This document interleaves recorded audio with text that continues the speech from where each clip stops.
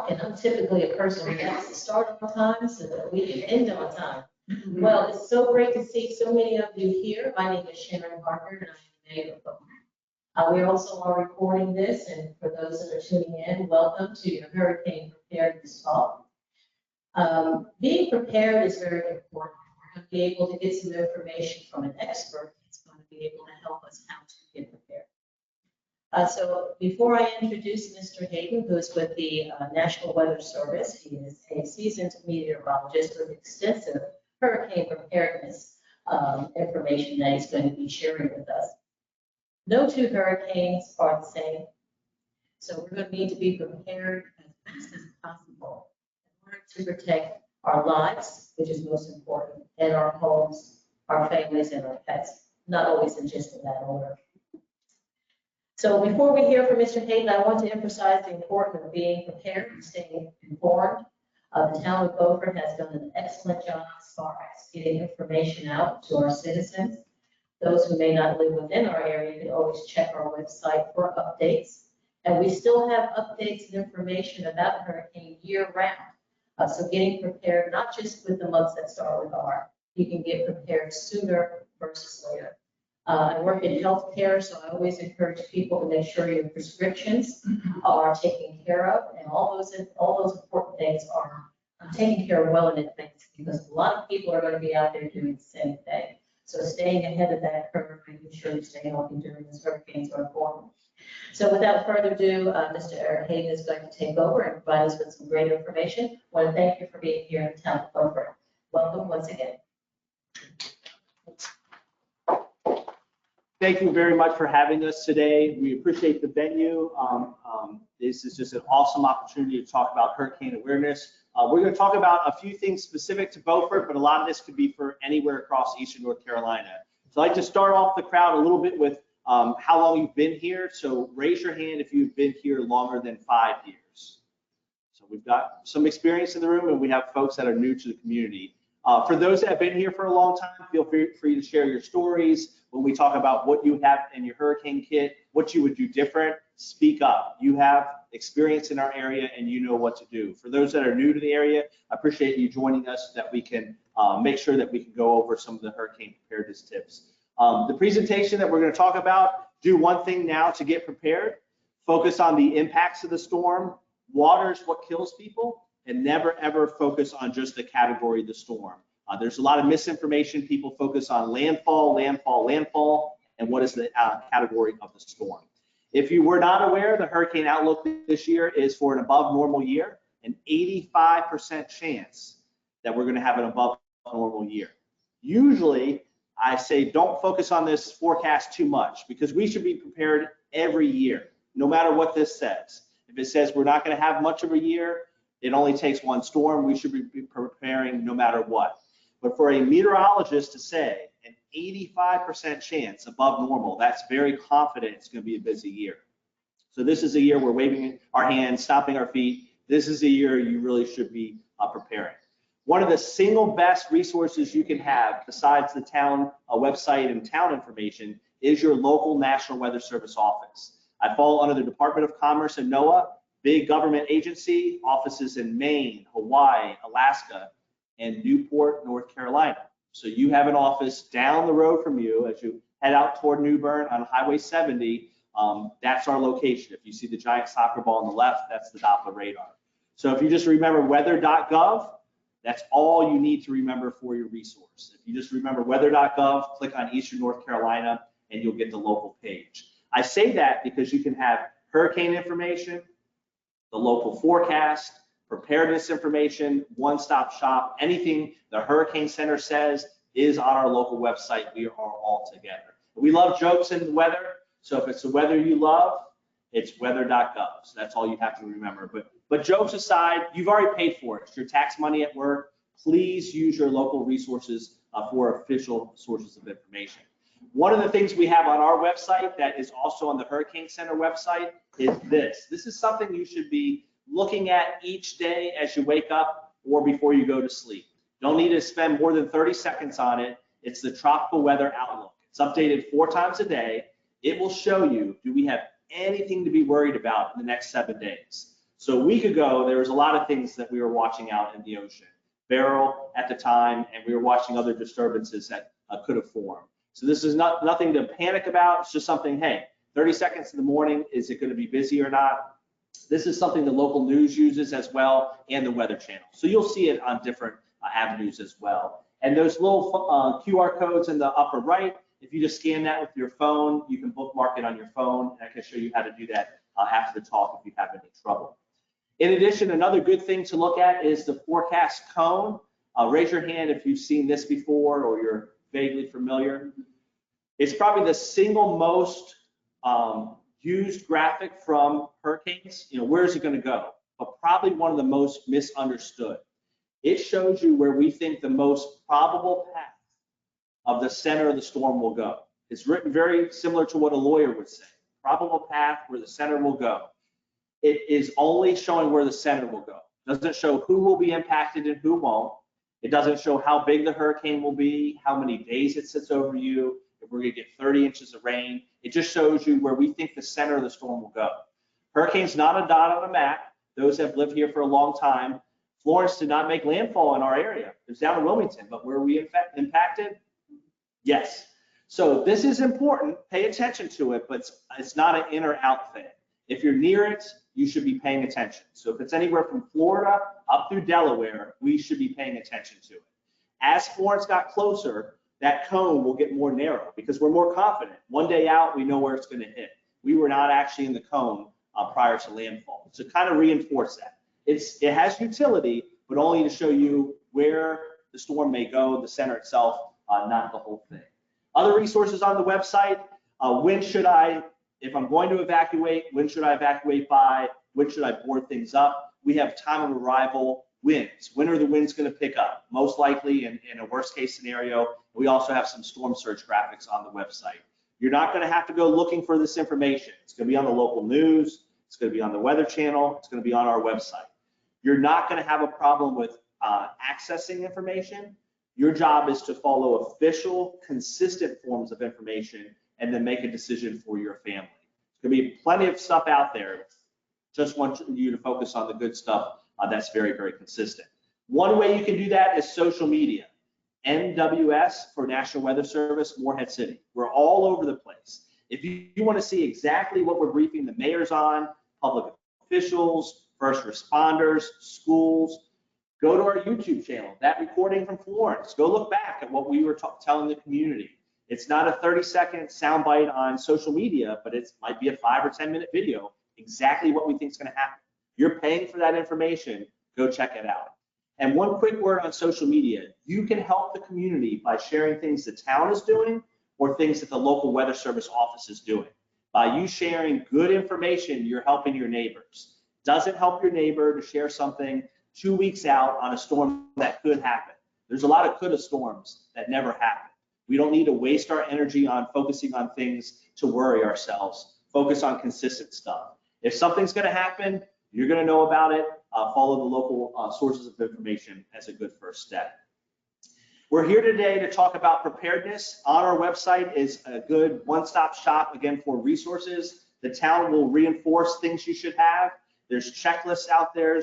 There's a lot of good information. On this website, we've got graphics in Spanish, videos for the deaf and hard of hearing, expanding more languages that we distribute this in. Everything is on this page.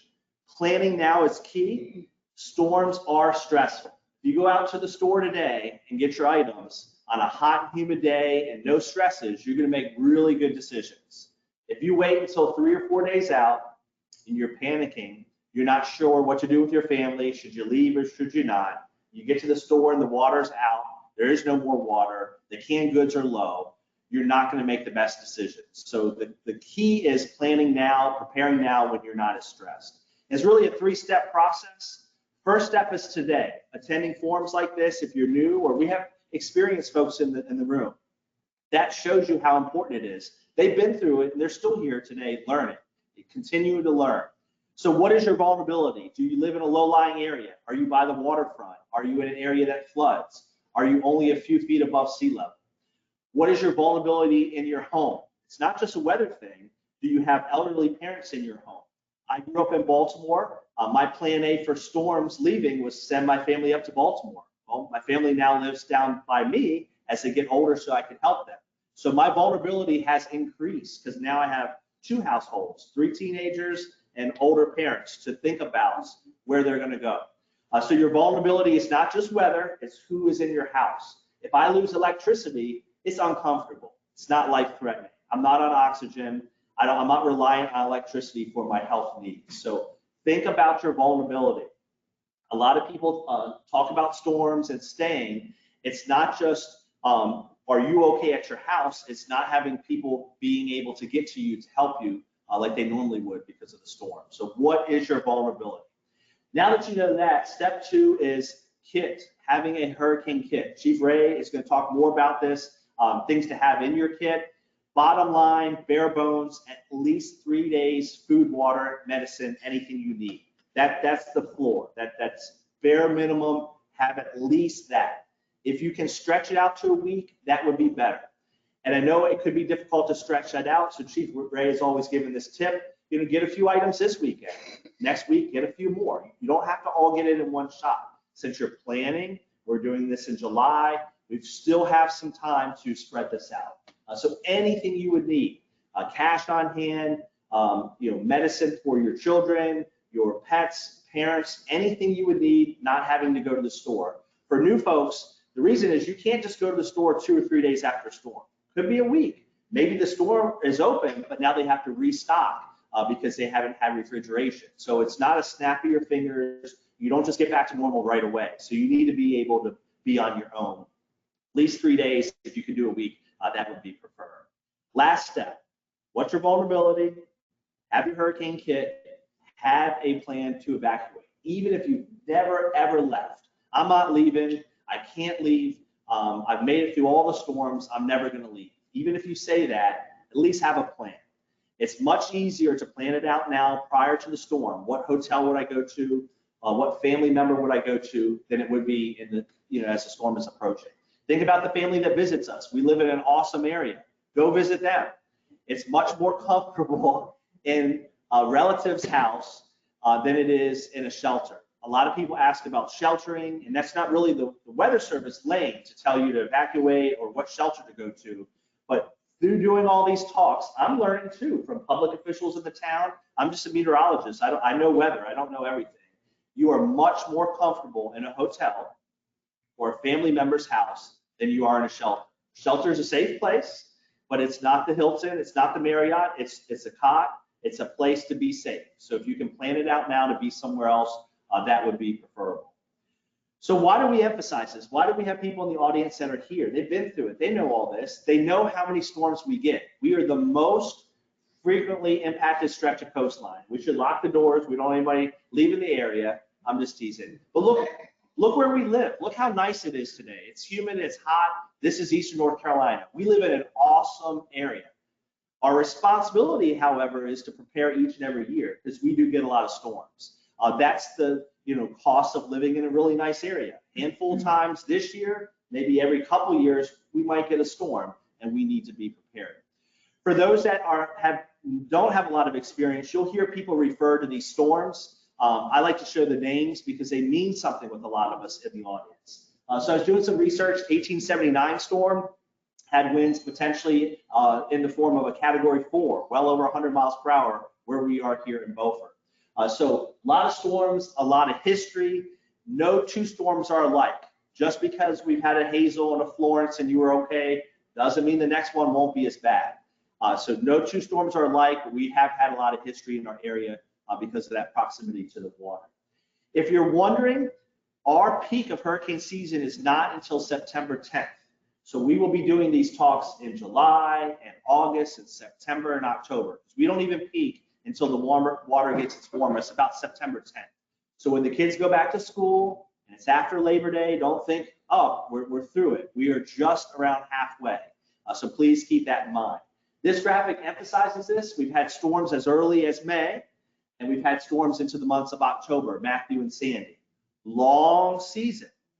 The other thing we haven't had in a while, not to jinx us, but we haven't had an early storm, a July or early August storm. It's been a while. It's a huge difference having a Florence in the fall when it's fairly local people. We still have tourists, but not as much as you would like July. A big, big difference. So long season, it's not too late, but look at this graphic. Once we get to about August 1st, that frequency of storms, either hurricanes or tropical storms, goes way up, way, way up. So August 1st to September 30th is kind of our window for when we have the majority of those storms. One of our biggest challenges is messaging. It's not predicting where the storm will go. Do we get it wrong sometimes? Of course, but the accuracy has improved a tremendous amount. It's making people believe what is possible with these storms, that it actually could be that bad or worse than you think. And a lot of that is around the category of the storm. You will hear people say, I'm not gonna leave unless it's a 2. I'm not gonna leave. See, we're looking at each other, we're laughing. I'm my neighbor, I'm not gonna leave unless it's a 3. Anything less than a 3, I'm staying. Category, if you remember anything, category is only related to wind. It's important. I'm not saying I wasn't really worried when Florence was a 4 and we live where we do. It's part of the puzzle, it's not the whole puzzle. Category doesn't tell you about rain. Doesn't tell you how many days it sits over you. Doesn't tell you that you had 10 inches of rain the week before. Doesn't tell you what side of the storm you get hit by. It's important, but it's only part of the puzzle, not the whole thing. And for those that have been here, Ophelia, Irene, Matthew, Tropical Storm Hermine doesn't even have to have a number. Those have been impactful storms, almost 200 deaths and $200 billion in damage in those years in the United States from just ones. You've heard about Beryl in the news. When it hit Texas, 3 million without power, lots of flooding. It was just a 1 though, just a 1. Again, categories only related to wind. It doesn't tell the whole thing. Water is what you should focus on. We used to have a graph that showed statistically 85% were water-related deaths, and I thought it was a good graph. I'm a scientist. I like pie charts. It looks good. This is more impactful. That's what Hazel did to our community. That's what Isabel did to our community. That's what Florence did to our community. Water, water, water. Whether it's storm surge, rip currents, or flooding, water is what kills people. Specifically, people in cars. We lost 15 people in the state in Florence. 11 were flood-related deaths. All 11 were in vehicles. Storm surge can come up quick, but usually it's people driving through barricades, flooded roads, things of that nature. So never ever cross a flooded road. Water, water, water is what's most important. Past experience can be good, but it just depends on your perspective. This is Hurricane Joaquin in 2015. That's downtown Beaufort. Never got here. It was offshore. It was South Carolina. But the combination of that and a front, we got over 20 inches of rain from a storm that never even hit here. We had flooding. Florence is on the left. A lot of people, I still remember standing in church the Sunday before Florence. My priest asked, can you speak about the storm? And I still was new here, had only been here about 9 months or whatever it was. And it was 5 days out. So we're still kind of, that 5 days out can be questionable, but it looked pretty bad. And a lot of people said, hey, I've stayed for every storm. I'm not leaving. And I don't tell people what to do. But I said, it's been a long time since we had a storm that hit us with that right side of the storm. Huge difference. So it depends on where it hits, when it hits. A lot of variables come into play. So no 2 storms are alike. After the storm is equally important. We spent a lot of time on our kit. Where are we going to go? That's all important stuff. If you get a generator, know how to use it. Don't put it in the garage. Don't put it in an enclosed space. And you might say, Mr. Eric, I didn't come to this talk to hear that I shouldn't put a generator in a garage. We lose people every storm because of carbon monoxide poisoning. If you're not usually on a ladder, if you're not usually doing yard work, you don't need to be the first person to clean up your yard in the neighborhood. We lose people to heart attacks, things like that. So nearly half of our deaths now are actually occurring after the storm. So we're improving prior to the storm. Don't rush to get back here. The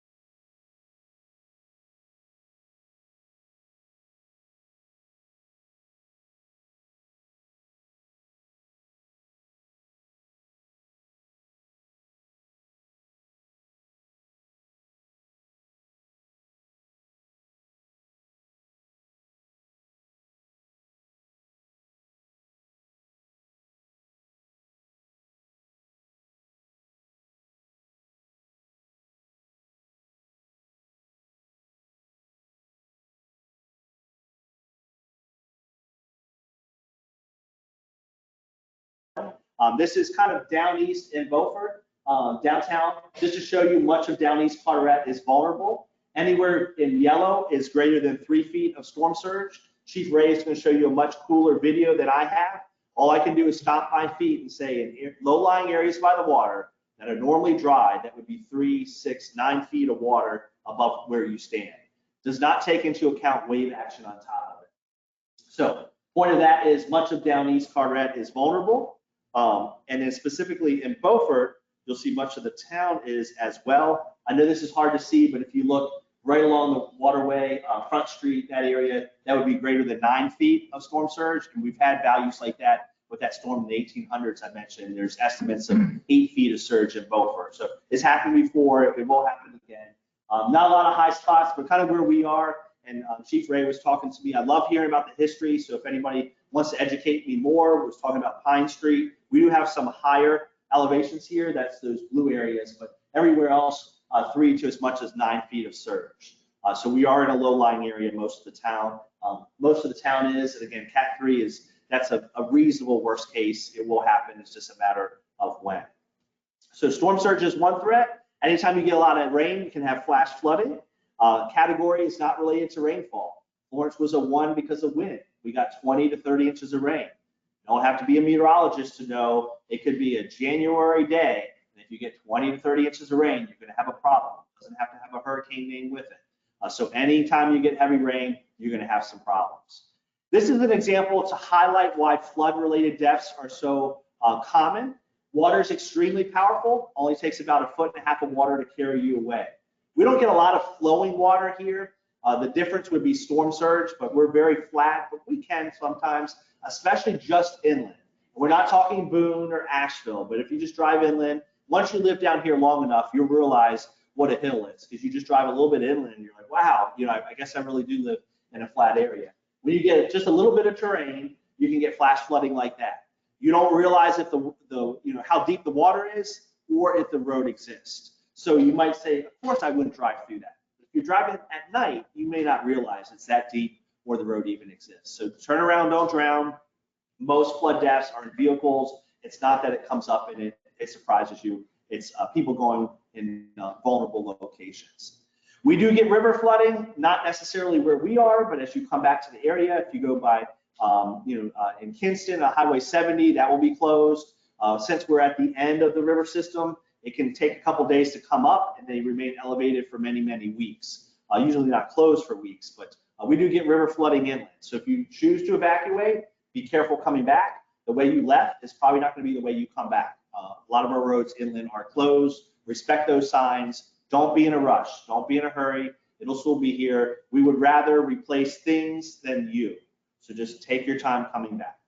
Rip currents, traditionally one of our biggest killers in the Carolinas. This is prior to a storm or after a storm, or even a distant storm. For those that have been here, we lost more people because of Hurricane Lorenzo in 2019, 4 at the North Carolina beaches, than we did with Dorian. Dorian devastated Ocracoke and we didn't lose anybody. If you have a big storm in the ocean, it creates swell, you can have dangerous rip currents. And they don't look like a thunderstorm day. So you go out today, it looks really nice, rip current risk can be high. So if we're advertising that on social media, please share that with folks. Newcomers to the area know how to get out of one. Doesn't pull you under, pulls you out. Nothing to be afraid of, but knowing how to swim left to right, swimming at a lifeguarded beach, or just not going in the water when the red flags are flying. As long as you know that, you're good to go. Weather's to be respected, it's not to be afraid of.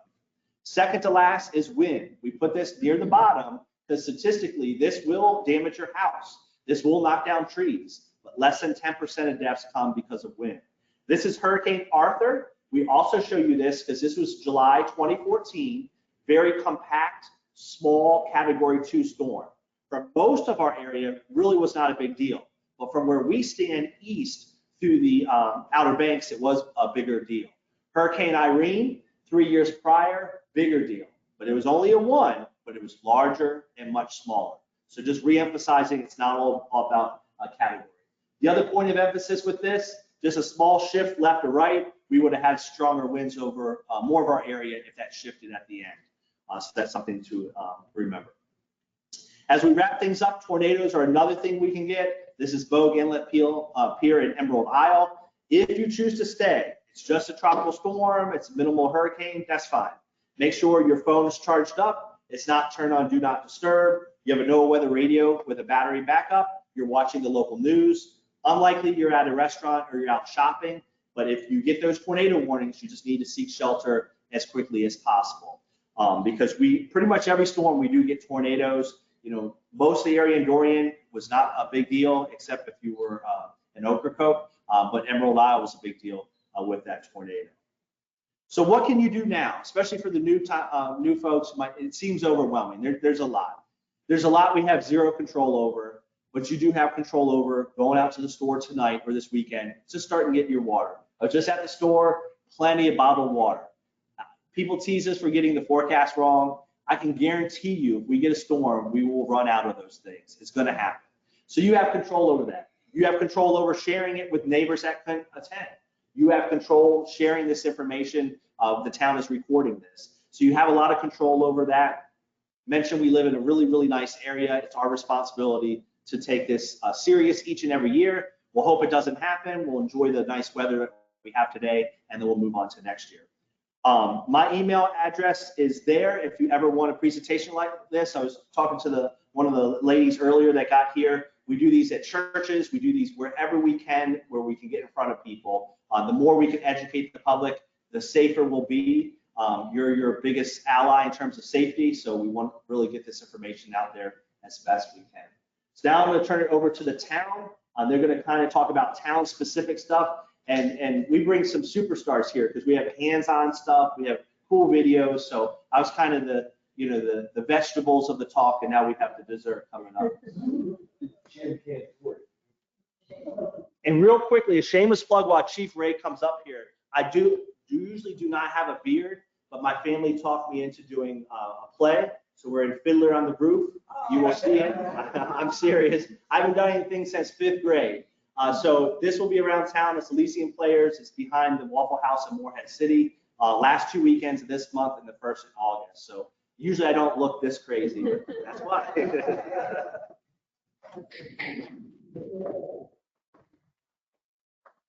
Thank you, Eric. Anyone, I'm Tony Ray, Fire Department of Beaufort. My outline's going to come up. I don't do the great graphics like Eric does. It's a lot of different parts. I'm going to share the same thing with you to be able to take something home. It's different. Well, look at this. I want you to walk home with something. If you take something away from here today and someone says, where did you get that? I want you to have paper in your hand that you're able to say. Just like Eric, I want to start off with history. With history, if we look at hurricanes, this is Hurricane 4. When I talk history, I'm not going to try to date anyone, but was anyone here live here during Hurricane Hazel? 1954. Major impact. We saw some of the photographs. How about Don? 1960. Category 2 hurricane. Come in at Thompson Beach and come straight to the coast. We come up and go, I've jumped forward quite a bit. Bertha Framer, 1996. See, a lot more of us lived here at that point and lived in the area. We jump up to Isabel.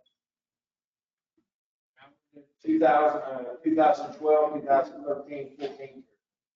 So we started to look at the impact of the flood. Excellent. So we took the impact of how this hits us. And then we have hurricanes a lot of times, just like Florence taught us, they get to our area of the world, they want to get into wanderlust. They sit out there. They sit out there. They keep the impact. Now, Hurricane Florence, Eric brought up a good point a few minutes ago. Florence never came on land in our area. Went down to Wrightsville Beach, but it sat here for 50 hours. And Florence dumped how much rain? 26 to 30, depending on who's telling the story. So when I try to tell you 26 to 30 inches, we'll go to 30 inches. How tall is your grandchild? That's 30 inches. Now this from the top of the chair, 30 inches tall. But when I talk 30 inches, I bring this concept up. Eric and I were talking earlier. If you ride out just a little ways out of town and you look at a 100-acre field and think 30 inches of rain, If you look at this door, it's like 30 inches of rain, extended period. Anyone that was here during Florence should understand the impact that came in on us just for something that's simple.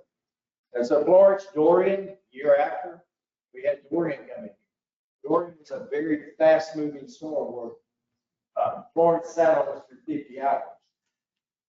Going back to where we are with our outline, I'm going to just more from the municipal. There'd be two elements today. Again, the municipal aspect of how we do declarations of emergency, states of emergency, what we do when we talk about our first part. So to get there, I want to go a little bit about the town of Beaufort. This is our emergency operations manual.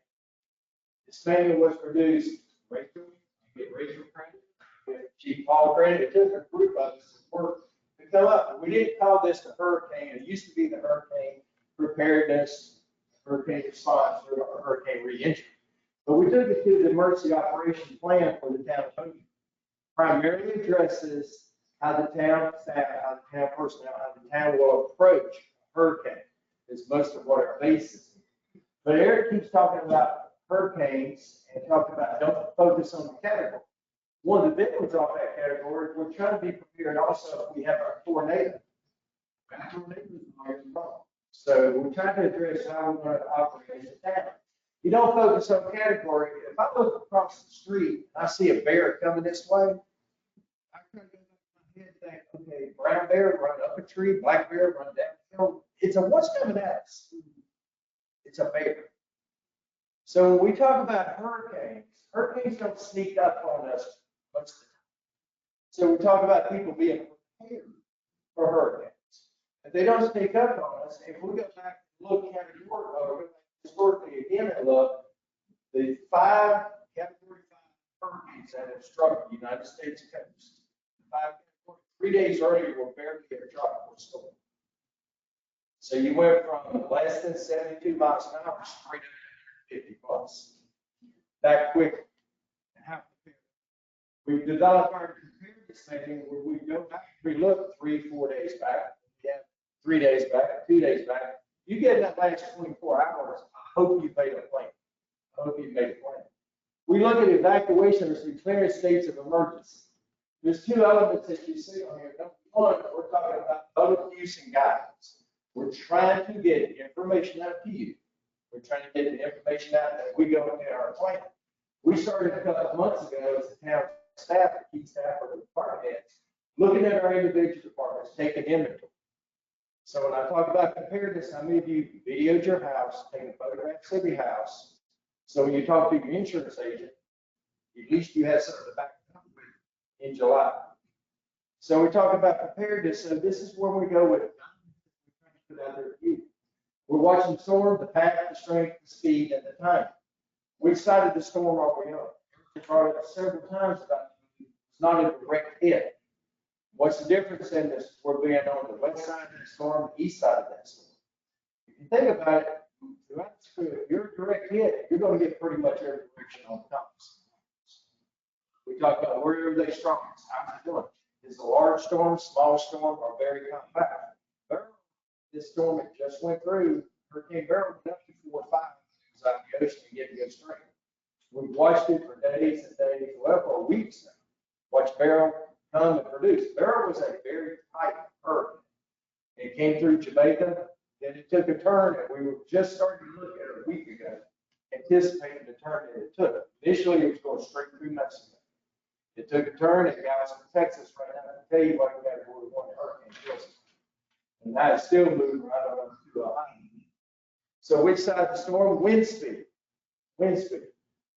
We talk about a tight storm, talk about a big storm. You're talking 100 plus miles per hour. What does it mean? You're talking wind speed. We have all these beautiful trees around. I never worked with one thing that really struck me about Florence. I came home and that large crepe myrtle from my house did not have any leaf on it. But 2 weeks later, boom, you didn't know anything had that crepe myrtle. So we talk about the wind speed of what it does and how it affects you. The speed of the storm, this is how fast that storm is moving. Beryl has been slow, very slow. We've been tracking it. There was Invest 96 right behind it. We've been watching what was coming behind it, very concerned. When we talk percentages, the only thing I can truly give you is if I give you a 95% chance, we will not have a tropical cyclone hit us between 9 and 5 o'clock. I wouldn't go anywhere else south. Rachel and I were looking yesterday afternoon, going on some websites that we watch continuously. Like this morning, we'd already briefed on what's out there, what we're looking at going forward for the next couple of weeks. And all of a sudden, Rachel said, "What's this?" Sitting southeast of us, you can see a big swirl going on. Big swirl. So things come up, things happen quickly. Rainfall predictions. We just talked about what 30 inches was. What happens with a big thunderstorm in Beaufort? We get 2 or 3 inches of rain. How does that affect you? 2 or 3 inches of rain in an hour or two. What's that do to your community? Yeah, it can be very impactful. The time. When's the hurricane going to hit? We look at timing. If it hits at high tide, we know right now if we have a big moon tide, we can get flooding down on Front Street. We can get flooding back on certain areas in the Pine Street flooding area, back through different parts of town. Where we sit, we were checking it just before. We're right now at 8 foot above sea level. 8 foot above sea level. We talk about storm surge coming in. This is a cool video Eric was talking about. We're going to go to now. I want you to, when we go to this video, this was done by the Weather Channel. This was done just prior to the early predictions of Hurricane Florence. When you make your decisions, am I going to stay or not? This video will give you an idea of what storm surge is, what water does, what water can do. Jason, if you can roll that. Storm surge is often the deadliest part of a hurricane. Let me show you what that looks like. Starting with a 1 to 3 foot water rise above normally dry ground. Now this might not sound like much, but remember, this is storm water being pushed by the wind. We know that 1 to 3 foot storm surge can knock you out of any cars, and even if very cars today, it is too late to evacuate when the water rises to this level. So I put it right back to the beginning. Storm surge is often the deadliest part. Let me show you what that looks like. Starting with a 1 to 3 foot water rise above normally dry ground. Now this might not sound like much, but remember, this is storm water being pushed by the wind. We know that 1 to 3 foot storm surge can knock you off the feet, stall out cars, and even if carry cars today, it is too late to evacuate when the water rises to this level. Well, let's go above that. Let's go to 60, for example. Very large objects can be hit in this kind of warm water, in this battleground, and it begins to damage. What's going to be above that? 9-unit storm surge. This kind of storm surge is not survivable unless you move to the higher floors. So please follow the advice of the local official and evacuate as it when a hurricane moves in.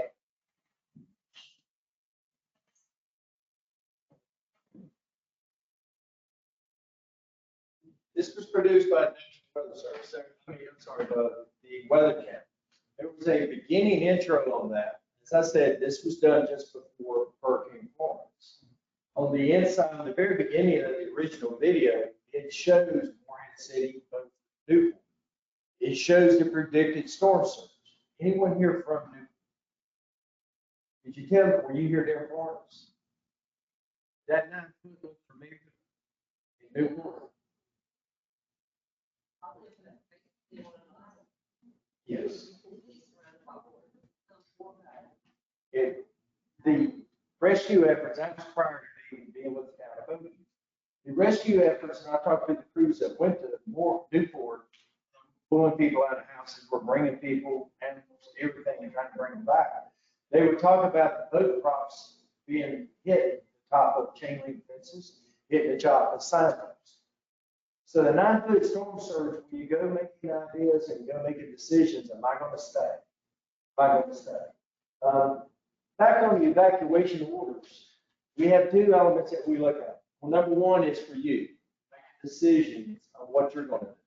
Number 2 is a lot of procedural decisions that go on from a municipal aspect for us. When we look at making declarations in voluntary mandatory, where the mayor signs a state of emergency, We set into effect right there a lot of programs that's gonna allow us to recoup our expenses.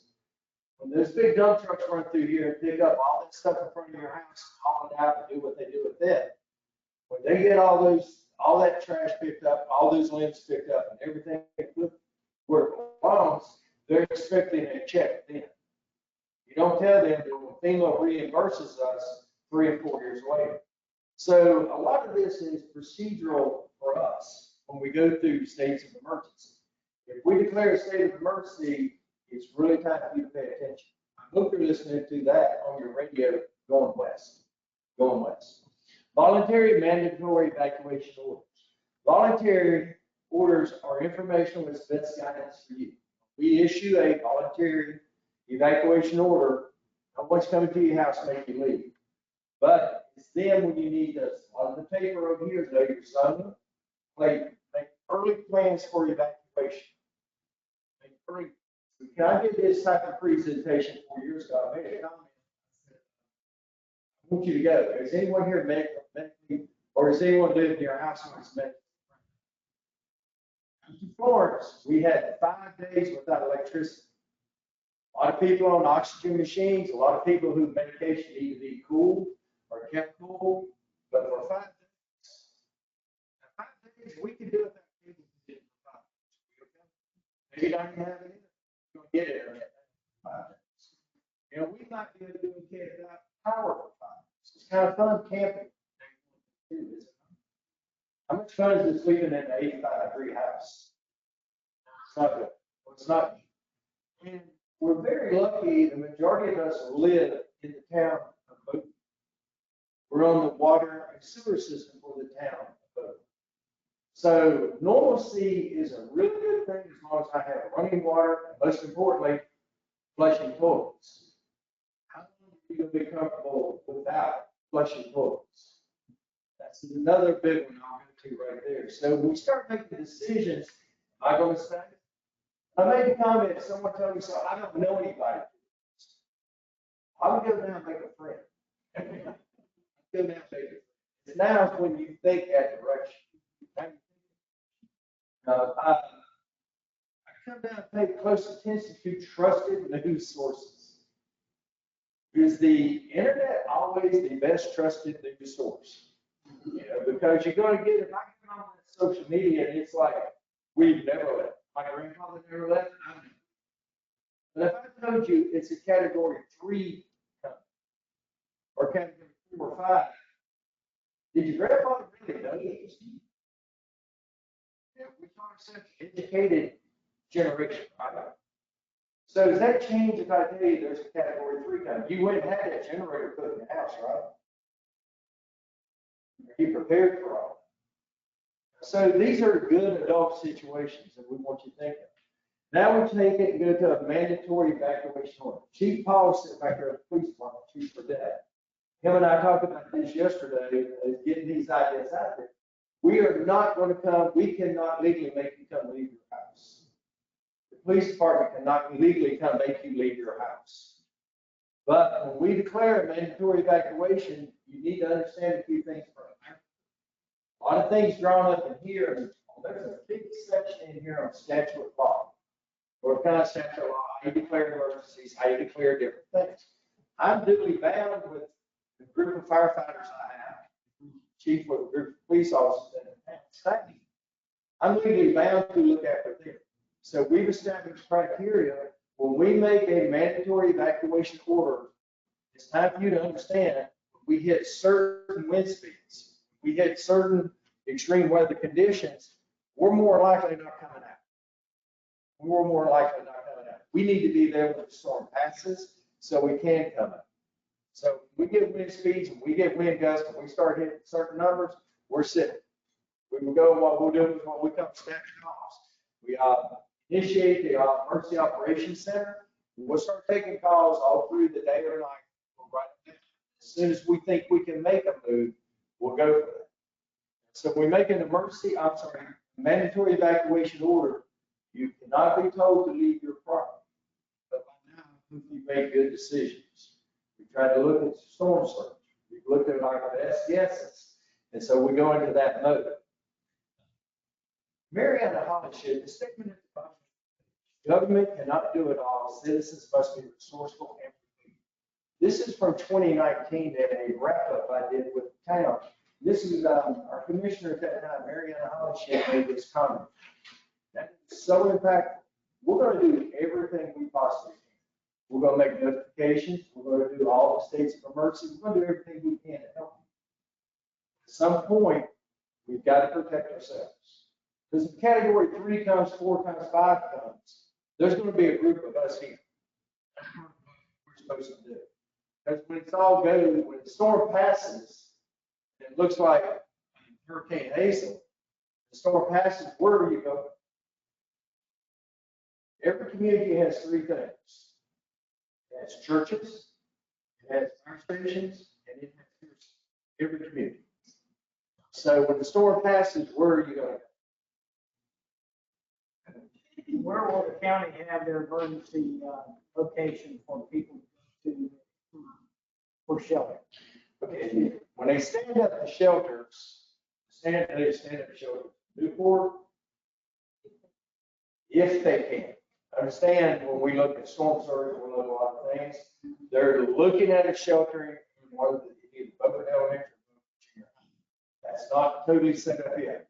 When you set up a shelter, it gets very particular. Typically, the original shelters were outside of the county, actually, in Florence, they were over in Raleigh. And then as the storm was coming in, Newport was then set up, and it takes after the work was set up. But, there's a lot of breaks, the best things outside of the county. You will hear Atlantic Elementary School. Uniquely, that's one of the highest places in the whole county. It sits about 20, 25 foot above sea level, but it becomes an island. Someone talked about Newport, it becomes an island. We have a situation like that. The Red Cross will not recognize that as a shelter. So another thing Rachel talked about, the idea of a shelter, and you have pets. If you look for a shelter, that comes into play also if I'm going to take my pets. During Florence, the nearest shelter, I believe, was Johnson County. That would accept you and your pets. So preparations ahead of time. Preparations ahead. Pre-season preparedness. Let's talk about pre-season preparedness to go back. I can tell you in my house, there is a bag that if we travel, there's a bag if we're doing something that's with us. That's got copies of birth certificate, it's got the important stuff is in that bag. Now my wife is in charge of the bag. I'm not touching it. No. I'll go, I know what it looks like, and I know where to get it. But to go back, your personal needs, cash, credit cards, debit cards. Understand that Eric made a statement earlier about the grocery store being shut down. Well, if you lose power in a grocery store, after 24 hours, it's 88 degrees outside today. After 24 hours, what good is that beating devil? Okay? But we always say, well, why won't they just open the doors? You know, we want to go buy something, we have cash. You know, the grocery store environment or any type of store environment, what happens on the front of that store is just as important as everything stocking is. You cannot do business if the front of that store is not operating. They can take your credit card, they can make transactions. Number one. Number two, if I'm just going to openly open my dark store and let you wander around, because now if you trip, there's a lot of things can happen inside that kind of business that comes into play. In my go bag, I'm going to have cash credit, I'm going to have insurance papers, I'm going to have something about, you know, my insurance. I've told you, I've got everything inventoried already. I've got videos and photographs of everything in my house. I've got prescriptions. I have enough prescriptions now, but can I take that prescription somewhere else? CVS does not have a generator, so they may be out of operation at the same time you will. So know that you're prepared that way. Your medical records. If you're traveling out of town, you have all of that with you. So the back of the kind of things that we think.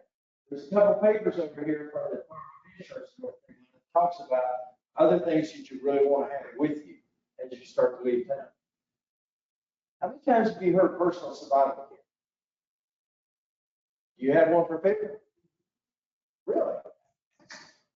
I'm very many people doing this. What is a personal survival kit, folks? See what that says? No. There's another one in my house. It says share. But in this is just essential things. Gloves. Yeah, I'm going to need to be hygiene. Trash bags. Simple things that just come into play. Hand sanitizer. Cleaning wipes. Cook, right? How long is that gas stove? I think it's like it's rechargeable. So I'm trying not to depend totally on batteries. I got a generator, I got a vehicle. So I can run them. The good old fashioned radio, weather radio. Lose communication, how am I going to keep up? Hand sanitizer, sanitary wipes, backup of all my inventory in my house. And so it's a real life kit. It's a real life kit. But I also, as you can tell, I love to eat. This is self-prepared, already bought kit. My wife likes to eat. Water purification system, small shelters, emergency blankets, food for frozen or freeze-dried or emergency type MRE meals, made ready to eat type ideas. We talk about this kit. I also talked about we developed our emergency operation manual for the town. I'm not talking about just hurricanes. Some of you tell me you've lived here for quite a while. Do you remember the snowstorm of 78, I think it was? Maybe it was the late 80s. So we had like 16 inches of snow. Furniture failure in Jacksonville, the building collapsed. We did not build buildings for snow limits. Furniture failure killed one gentleman, collapsed. So emergency kit is year round. It's year round. Your personal survival kit. Water. You know a storm's coming and you've made a decision we're staying. Where's your best water source? Water heater. Hopefully you filled that back there by now. That idea of just water, and you heard me say water purification system. Take the water right out of that drainage ditch behind you. Make water. I can make it out of that. Get back up, get how many gallons of water.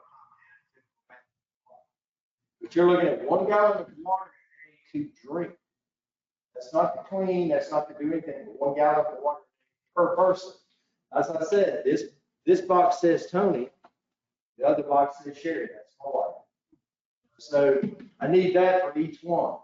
Cooking, food, I've got 7 to 10 days. What we learned during Florence, we didn't have power. We did have resources for 5 days or more. I might have myself well prepared for 7 days. I can guarantee you there's a lot more in the house. But what about my neighbor? Because when I asked how many of you have a personal kit ready, I have a couple heads in the room doing this. So 7 to 10 days, be prepared. We get another 30 inches of rain. How much water did that cut us off down here in Isolines? Highway 17, Highway 24. Where could we get more resources? That becomes one of our biggest challenges. Clothes that you can use, hygiene, clothes, sleeping arrangements, sleeping bags, something to sleep on. We can sleep on the floor when we get tired. Radios, electronics, have a charging source or have batteries. Fuel. One interesting thing, I remember I was not here during Florence, but calling neighbors back and saying, what can I do? How can I help? Day one, they're like, well, we're doing okay. We're cooking on the grill. We're getting gas on our generators, but now they opened up their gas. Speedway had to get a generator. Then they finally, second day was, well, we don't need anything. We don't have to bring anything back, but we got to take these gas cans back down to get either the boathouse or somewhere to get gas. Third day was like, all right, 85-degree houses, no fun. It'd be there's a basketball tournament or something going on during that time. There's no cable condition. But now we're loading these cans up and going back down and standing 2 hours in line to get fuel on that generator. So how does fuel plant sometimes? You get it out of your boat, get it out of your car, have a fuel plan. Your pets. How many here would not leave your pets? That's pretty much it. Your pets, do you have a plan for them? There's a paper over here about things that they, what about your pets? Health records. What about your pets? That insect repellent. This came from Mariana Shit again. She talked about number one, not just mosquitoes, not just things, but she talked about ants. The invasion of ants. When the water went down, the invasion of ants because they got hungry too. So just some ideas to think of. Making plans to evacuate, something I brought up a few minutes ago about the category 3 or higher. Category 3. Category 2, Florence was a category 1 that never got to us. Those people who then, you remember how the stuff was out on the side. We did a hurricane thing in Louisiana a few years ago. There was again. Stuff packed up, stacked up 15, 20 foot out on the side of the street. Remember the sheetrock, the furniture, the mattresses. And so they make plans to evacuate if you possibly can. A home inventory. Know how to close up your house if you're going to leave. You know how to cut off your water at the street. You know how to shut off your gas. You know how to secure your fuel tank, your propane tanks. Up high. Those things float very good. This is one thing as a firefighter responding. I did my time in Charlotte. We used to come down for hurricane events with make deployments. That's one thing we always talk about is all the propane tanks every. So something simple. Know how to secure your home. How to shut off your utilities. How to exchange information with your neighbor. Who knows you've left? Another thing that I talk a lot about is take a baggie, take a notebook, write your name, write your contact. If you're going to stay here, write your contact, write your next of kin, write somebody you want us to call. Put that card in that baggie and put it in your pocket. Don't mean to be gruesome about it, but put it in your pocket. It's going to help us quite a bit. Those little things like that. And then I spoke a few minutes ago, how long can you go without all utilities that make us run? Things to take. Post-storm events, making your property safe. Making your property safe. You got a tree leaning in on your house, your neighbor has a chainsaw. How good are you at the chainsaw? You know, if you think about these things, as I said, I worked in Charlotte when Hurricane Hugo, 200 miles inland, came through Charlotte. I got married that weekend. We're still married somehow, but we got married that week. Hurricane Hugo, but the people going out and buying chainsaws. Back then, when he bought a brand new chainsaw, the chain was on backwards. And we got a lot of kicks out of going and going out to different communities. And they're like, we just paid off how much this chainsaw to come off. So people would have some stories, but it's the things that people don't understand. Making your property safe. Now your neighbor says, can you cut my tree off my house? It's like when your neighbor says, can you wire my ceiling? I'm a licensed electrician, and when your house burns down, who are you going to talk to? So working with the insurance representatives, hopefully you got that inventory set. Be aware, this is a lot of parts from the Department of Insurance, a fraudulent scam artists who will come into this area. Roofers, people that are going to do all this for you. Be aware, keep your guard up. Debris cleanup and removal. The debris cleanup piece. Maybe, I thought about it, but there in the town website about when after the storm passes, how you stack debris, how you stack house and how you stack appliances, furniture, and everything. There's a distinct way they need to go in front of your house. As those big trucks are coming through and picking it up, they may come through today and pick up all the brush, all the tree limbs. But you're going to say, well, why didn't they get everything? Everything has to go in distinct places when we go through these events. The next thing they come through and pick up all sheetrock is actually somewhere else. It's a massive coordinated event or effort that goes up. Debris cleanup, folks, I'm going to leave you with the last one. Your mental health. After a few days, be aware of yourself. Be aware of yourself. It's a very, very stressful thing. As Eric made a point earlier, try to make those decisions now in front Try to make them in preparation now. Thank you. Any questions? Eric, open the floor.